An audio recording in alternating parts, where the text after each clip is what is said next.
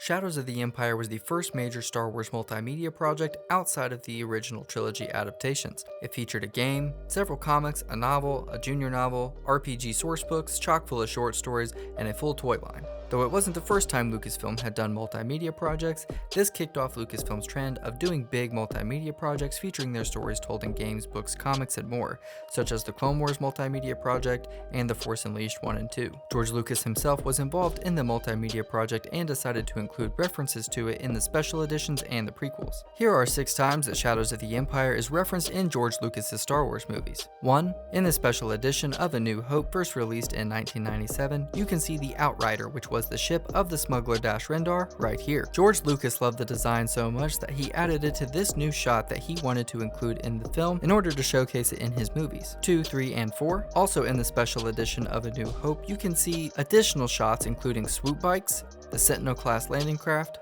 and ASP droids, all of which were first introduced in Shadows of the Empire. These designs, which originated in the Shadows of the Empire multimedia project, were such favorites of George Lucas that he decided to use them in his special edition re-release of the movie. 5. In The Phantom Menace, for the pod race sequence, they used miniatures for all of the large-scale shots of the crowd. From colored Q-tips to action figures, the model team used a variety of methods to make the crowd feel full. One of the action figures they used in this sequence was the Prince Xizor figure from the Shadows of the Empire toy line, specifically the Micro Machines Xizor toy, though it was never confirmed if his attendance was part of the EU canon or if it's just a cool behind the scenes shot. This inclusion is just more evidence of how important Shadows of the Empire was to Lucasfilm in the late 90s. This piece of artwork depicting Xizor at what looks to be the Boonta Eve pod race is an official piece of artwork commissioned for Star Wars Galaxies, the trading card game. As to its EU canonicity, Xizor would have been alive in this time since Falleen have long lifespans, and it stated in the new Essential Guide to Characters that he was born over 100 years before the Battle of Yavin, placing Xizor's age at a minimum of 68 during the Phantom Menace. At this age, he was already very wealthy and climbing the ranks of Black Sun and the criminal underworld. Given the relationship between the Hutts and Black Sun and the popularity of the Boonta Eve pod race among the underworld, it's perfectly plausible that this Micro Machines toy cameo is more than a cool nod and his attendance actually happened within the expanded universe, though there never was or has been any official confirmation from Lucasfilm. 6. Though not in the on-screen movie, there are additional references that were made in the 1996 radio drama of Return of the Jedi. For instance, after Han is rescued, he criticizes Lando for allowing C-3PO to fly the Millennium Falcon, an event shown in the Shadows of the Empire comic and novel.